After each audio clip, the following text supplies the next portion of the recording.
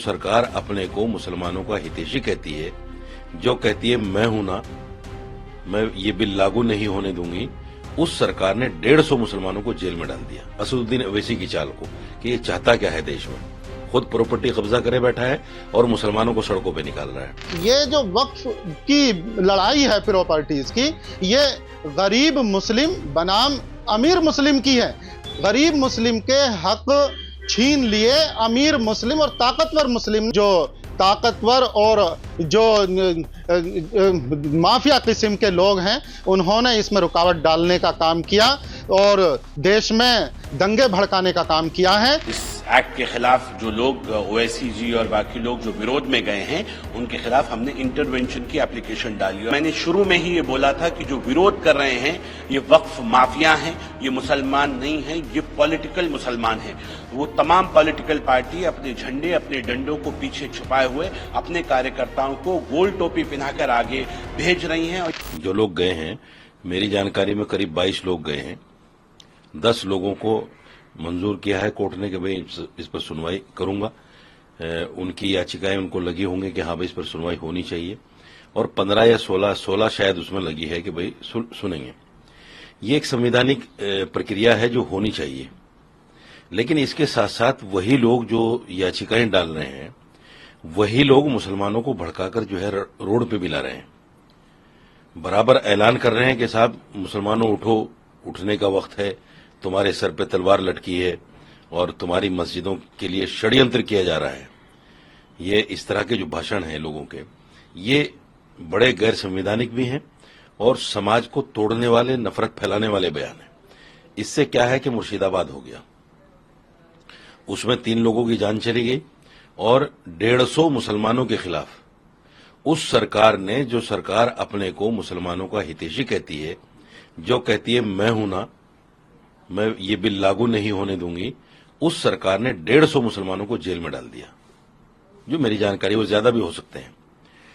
तो मेरा कहना सिर्फ ये है कि कोर्ट या तो रास्ता है, या फिर संवैधानिक तरीके से आप एक जगह बैठ जाओ, किसानों की तरह आप बैठकर जो है अपनी मांग रखो, कौन मना करता है। लेकिन मुसलमानों को, मेरे नौजवानों को, मेरे समाज के लोगों को आप सड़कों पर लाकर उनको पत्थरबाज साबित करने की कोशिश मत करो। उन पर टैग लगा हुआ है कि मुसलमानों पर कि ये पत्थरबाज हैं, दहशतगर्द हैं, आतंकवादी हैं। मैं उन पर से ये टैग हटाना चाहता हूं। मैं चाहता हूं कि मुसलमान समझें विपक्षी दलों की चाल को, और खासतौर से असदुद्दीन अवैसी की चाल को, कि ये चाहता क्या है देश में, खुद प्रॉपर्टी कब्जा करे बैठा है और मुसलमानों को सड़कों पर निकाल रहा है। सरकार से मैं ये भी अपील करना चाहता हूं कि जितने लोग मुसलमानों को सड़कों पर लाने की बात कर रहे हैं, सबसे पहले इनकी प्रॉपर्टियों की जांच हो, इनके पास वह बोर्ड की प्रॉपर्टियां कितनी हैं, और वो तुरंत इनसे ली जाए। वक्फ संशोधन बिल के खिलाफ जो याचिकाएं दायर की हैं माननीय सर्वोच्च न्यायालय में, इन याचिकाओं के खिलाफ और वक्फ संशोधन बिल के समर्थन में 7 राज्यों ने भी माननीय सर्वोच्च न्यायालय में याचिका दायर की है, और इसी से संबंधित हमने भी वक्फ संशोधन बिल के समर्थन में, और ये जो विपक्ष के लोग जो इसके खिलाफ याचिका दायर की हैं, उनके खिलाफ हमने भी माननीय सर्वोच्च न्यायालय के लिए एक पत्र भेज के प्रार्थना की है कि ये लोग बेईमान हैं, इनकी कोई भी बात सुनी ना जाए और इनका पक्ष खारिज कर दिया जाए, क्योंकि ये जो वक्फ की लड़ाई है प्रॉपर्टीज की, ये गरीब मुस्लिम बनाम अमीर मुस्लिम की है। गरीब मुस्लिम के हक छीन लिए अमीर मुस्लिम और ताकतवर मुस्लिम ने। आज वही लोग इस संशोधन बिल का विरोध कर रहे हैं, तो और जो कि ये बेईमान है। कुरान के और इस्लाम की दृष्टि से भी इन लोगों को मुसलमानों की सरपरस्ती करने का अधिकार नहीं है। ये कहीं भी किसी भी स्तर पे मुसलमानों की सरपरस्ती के लायक ही नहीं है। ये तो कुछ 10% मुट्ठी भर लोग हैं कि जिन्होंने तमाम प्रॉपर्टीज अपने कब्जे में कर ली, और एक 90% जो मुस्लिम गरीब तबका है उसके अधिकार छीन लिए। तो वो मुस्लिम जो गरीब तबका है, वो तो माननीय मोदी जी के वक्फ संशोधन बिल से खुश है, सहमत है, खुशहाल है। उसके लिए आर्थिक, सामाजिक, शैक्षिक रूप से विकास करने के दरवाजे खुल गए और इन्हें ये बुरा लग रहा है, ये जो कि पंछी, ये जो गरीब मुस्लिम है, ये निकल के विकास की तरफ जा रहा है, तो इनकी घबराहट बढ़ रही है, बहुत परेशान है। माननीय सर्वोच्च न्यायालय से हमें पूरी उम्मीद है कि गरीब मुसलमानों के हक की लड़ाई में ये जो अमीर मुसलमान हैं, इन्हें हार होगी और इनकी याचिका खारिज होगी। हम तो चाहते हैं कि इन्हें इनके खिलाफ कोस्ट भी होनी चाहिए और गुमराह करने और माननीय सर्वोच्च न्यायालय का टाइम खराब करने के लिए भी इन्हें कोस्ट भी होनी चाहिए। मुर्शिदाबाद की घटना को लेकर के राष्ट्रीय ह्यूमन राइट्स कमीशन ने जो संज्ञान लिया है, तो हम ये चाहते हैं इस जांच में दूध का दूध, पानी का पानी निष्पक्ष तरीके से होनी चाहिए और जो दोषी हैं उन्हें कठोर से कठोर सजाएं होनी चाहिए, क्योंकि जो गरीबों का हक दिलाने के लिए केंद्र सरकार ने काम किया और उसके खिलाफ जो ताकतवर और जो माफिया किस्म के लोग हैं, उन्होंने इसमें रुकावट डालने का काम किया और देश में दंगे भड़काने का काम किया है। तो ये ऐसी घटनाएं दोबारा ना हो, ऐसे लोगों के खिलाफ कठोर से कठोर कार्रवाई सुनिश्चित की जाए। वक्फ अमेंडमेंट एक्ट जिस तरह से उम्मीद आया है और देश की सरकारों की दोनों सदनों की मोहर लगी है, उसके बाद महामहिम राष्ट्रपति जी की अनुमति के बाद वो कानून बन गया है, उसके खिलाफ बहुत सारे लोग सुप्रीम कोर्ट पहुंचे हैं। हम भी उसमें सुप्रीम कोर्ट पहुंचे हैं और हमने भी इंटरवेंशन के लिए एप्लीकेशन मूव की है। हमारा मानना है कि हम स्टेक होल्डर हैं और हमें भी सुना जाए, क्योंकि नीचे ग्राउंड जीरो पे हम हैं।